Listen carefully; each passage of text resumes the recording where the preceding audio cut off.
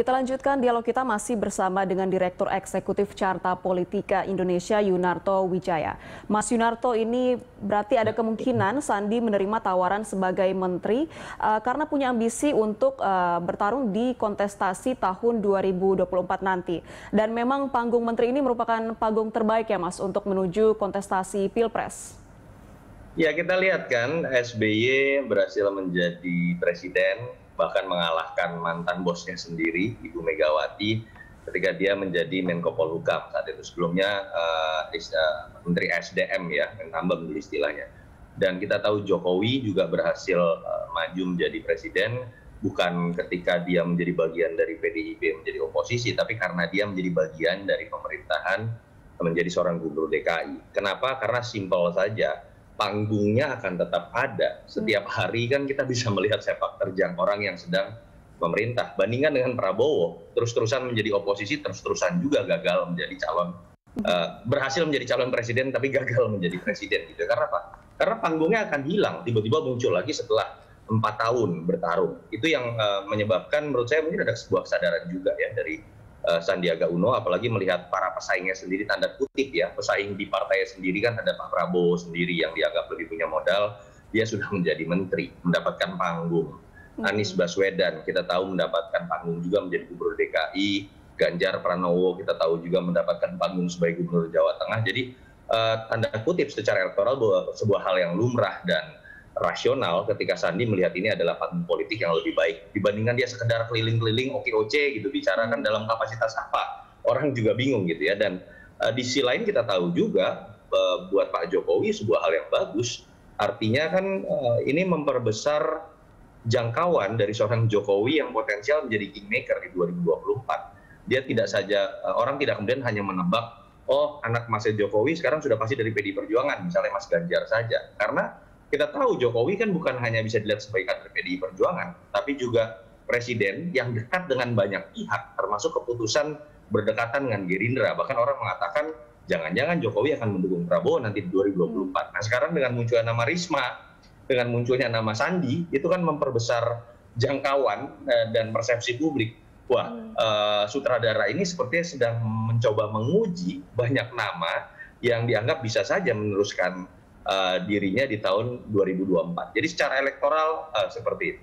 Bisa dikatakan berarti Jokowi sedang melakukan seleksi ya Mas Yunarto untuk para calon yang akan maju di Pilpres 2024 nanti lewat penunjukan menteri. Mumpung wibawanya masih besar ya, karena masih 4 tahun lagi beliau memimpin. Kalau sudah bicara setahun 2 tahun mendatang, belum tentu beliau bisa jadi kingmaker. Kita ingat loh, dulu seorang SBY 2 periode maju, 2 periode berhasil menjadi presiden, tapi kita tahu di 2014 tanda kutip bengong, tidak menempatkan dirinya memilih siapapun. Prabowo Hatta tidak didukung, Jokowi JK juga tidak didukung. Keberadaannya sebagai kingmaker gagal dilakukan. Itu yang menyebabkan akhirnya Demokrat seperti hilang arah. Sampai sekarang itu kan jenis kelaminnya tidak jelas, apakah pendukung pemerintah atau oposisi, selalu menjadi istilahnya partai penyimbang. Itu hal yang paling bisa dianggap gagal dari seorang presiden yang sudah berhasil 2 periode memimpin. Harusnya kan fokus selanjutnya adalah memastikan suksesornya atau penerusnya, sehingga visi misi dan pembangunannya itu bisa terus dijalankan. Saya pikir itu yang sedang dijalankan oleh Jokowi dari awal, termasuk membuka dirinya untuk kemudian berdekatan dan melihat bagaimana sepak terjang dari sosok di luar partainya sendiri. Kenapa? Jokowi bukan ketua umum PDI Perjuangan. Itu yang seperti ingin dilihat. Jadi sekarang kan orang menduga-duga nih. Bisa Prabowo, bisa Sandiaga Uno, bisa Ganjar Pranowo, sekarang bisa Risma, bisa juga Erlangga Hartarto, bisa juga nanti sosok tentara, kita tidak tahu apakah Andika atau siapapun. Itu yang sepertinya masih dimainkan oleh Jokowi dalam skala luas. Di tahun selanjutnya kita bisa melihat kok kemudian nama mana yang seperti akan menjadi anak emas yang akan punya panggung lebih besar di 2024. Baik, ini melihat Sandiaga Uno yang sebelumnya berada di sayap oposisi, kini menjadi pembantu dari Jokowi sendiri. Ini apakah akan ada kemungkinan partai pengusung Jokowi atau PDIP akan menarik atau merangkul Sandiaga Uno nantinya, Mas? Iya, tentu saja kalau bicara PDI Perjuangan, partai yang fokusnya ke kadernya terlebih dahulu ya, tidak mudah memang. Ibu Mega ini agak saklek, bahkan orang mengatakan kaku ya, termasuk ketika dulu Pilkada DKI 2012 kita tahu semua survei awalnya mengatakan Fauzi Bowo menang, tapi sosok Ibu Mega ini kan ngotot, nggak mau. Siapa dia? Dia bukan kader saya misalnya, tetapi saya fokus saja ada wali kota bagus, Jokowi survei masih rendah tapi terbukti menang. Sama seperti dulu ketika dia tidak mau mendukung Bibit Waluyo misalnya di Pilkada Jateng dan memaksa diri mendukung Ganjar Pranowo, tapi di akhir Ganjar Pranowo bisa menang. Jadi saya tetap melihat untuk sosok Ibu Mega ada perkecualian. Dia akan fokus pada kadernya, tetapi untuk bicara wakil bukan tidak mungkin. Dia akan bicara mengenai sesuatu yang lebih terbuka. Nah, untuk Sandiaga Uno sebetulnya problemnya bukan di PDI Perjuangan atau partai lain ya. Problemnya ada di internal partainya sendiri. Beliau adalah wakil ketua Dewan Pembina Gerindra, ketua Dewan Pembinanya namanya Prabowo. Kalau Prabowo masih mau jadi capres kan sulit buat Sandiaga Uno ya berbicara mengenai dukungan dari partainya sendiri. Jadi tantangannya menurut saya ada di internal, dan selama Pak Prabowo sehat, Pak Prabowo bisa perform, saya pikir itu yang malah akan menjadi halangan utama dari Sandiaga Uno. Tidak mungkin menurut saya sosok Sandiaga berani menyeberang untuk kemudian berhadapan-hadapan dengan Pak Prabowo. Baik, kita jika melihat calon menteri baru yang baru saja ditunjuk Jokowi, masing-masing sudah memiliki sepak terjang, yaitu Sandiaga Uno, kemudian juga masuk Tri Risma hari ini. Ini apakah bisa dikatakan kedua sosok ini adalah bibit unggul untuk bertarung dalam kontestasi 2024 nanti, mengingat track record masing-masing dan juga figur atau sosok mereka yang sudah dikenal oleh publik? Iya, yang satu hal yang positif kita bisa lihat dari situasi pandemi ini adalah budaya meritokrasi, budaya orang melihat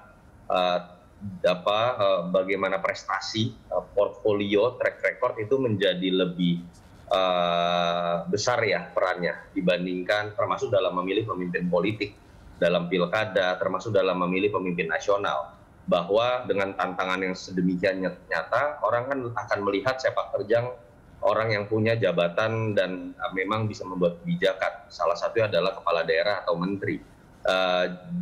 Tanda kutip ya, sosok seperti ketua umum, sekedar ketua partai atau berdarah biru itu menempatkan posisi dirinya lebih rendah sekarang. Orang tidak lagi terlalu melirik.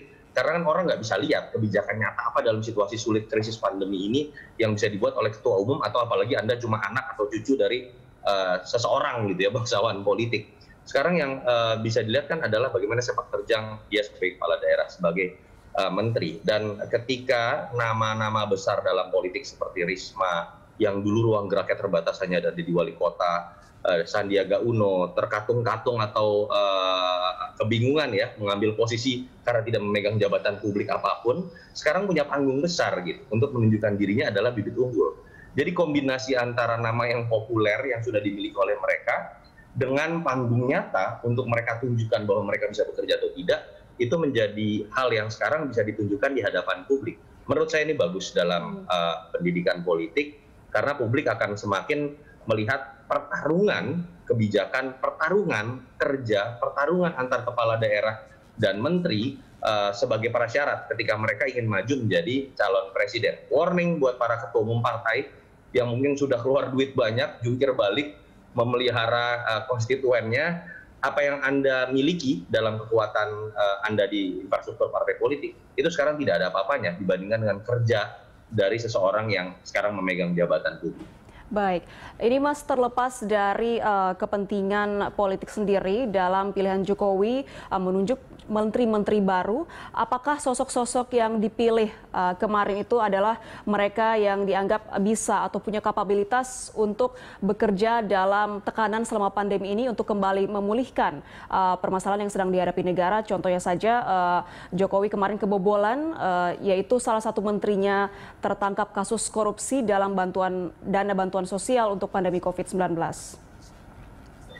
Iya, saya melihat yang membedakan dari nama-nama yang kemarin dimunculkan oleh Jokowi, ada nama-nama itu mereka bukan sekedar politisi misalnya, atau mereka tidak sekedar berlatar belakang teknokrat di departemen tersebut. Nama-nama ini punya pengalaman di dua dunia, bidang profesional dan bidang politik. Contoh Budi Sadikin punya pengalaman bidang profesional, banker luar biasa, tapi juga sudah pernah menjadi wamen. Lalu kemudian Mas Trenggono, kita tahu punya pengalaman luar biasa, karirnya di Astra dan di bidang usaha, tapi juga bermain politik cukup lama. Dia masuk ke partai juga, dia kemarin bendahara tim ses, dan sudah menjadi wamen juga. Artinya mereka tidak kaget dalam mengelola birokrasi yang kemudian bisa digabungkan dengan pengalamannya sebagai CEO, sebagai pengusaha, sebagai orang berlatar belakang swasta, memelihara atau membangun sebuah perusahaan. Dan memang itu yang menurut saya dibutuhkan ya, kombinasi antara kemampuan teknokrat atau kemampuan teknis sebagai seorang berlatar belakang profesional, tapi juga sudah pernah beradaptasi dengan situasi politik atau mengelola birokrasi. Hampir semua nama kemarin, bahkan bisa saya katakan semua nama kemarin, itu memiliki pengalaman di dua bidang tersebut. Itu yang menyebabkan saya cukup optimis, walaupun seperti Budi Sadikin kan latar belakangnya bukan kesehatan. Tapi kalau kita lihat nama-nama Menteri Kesehatan di beberapa negara maju, itu memang bukan harus dokter, bukan orang berlatar belakang kesehatan. Karena kan yang harus dilihat adalah jabatan politik.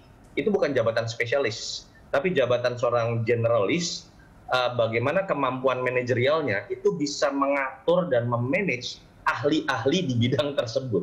Itu yang lebih dibutuhkan, dan saya melihat nama-nama kemarin cukup bisa diandalkan. Catatan pentingnya tinggal bagaimana vested interest-nya atau konflik of interest-nya itu apakah tetap ada atau tidak. Itu yang terjadi pada penangkapan dari dua menteri kemarin. Baik, artinya tidak hanya mengandalkan pertimbangan secara politis ya Mas, penunjukan ke 6 menteri kemarin. Ya betul, karena kalau kita lihat hanya politis, biasanya ya partai-partai itu akan mengajukan nama orang yang dianggap paling senior, paling dekat dengan ketua umumnya. Kalau kita lihat nama seperti Risma, itu bukan orang terdekat Ibu Risma. Urut kacangnya masih jauh dibandingkan banyak ketua DPP lain misalnya. Nama Sandiaga Uno walaupun dia pernah menjadi cawapres Pak Prabowo, cenderung bukan bisa disebut inner circle oleh Pak Prabowo ya. Dia cenderung baru di Gerindra dibandingkan nama-nama lain yang sudah ikut dengan Pak Prabowo seperti Fadlizon, Sudiono, dan lain-lain. Dan itu yang menyebabkan menurut saya Jokowi kemarin memang menjadi kunci utama dari terpilihnya 6 nama dan disetujui baru kemudian oleh para stakeholder termasuk ketua umum partai. Baik, kita harapkan ini menjadi penyegaran yang positif bagi Kabinet Kerja Presiden Jokowi saat ini. Terima kasih banyak Mas Yunarto sudah bergabung bersama kami dalam Terima kasih, Jakarta. Sama-sama, selamat pagi.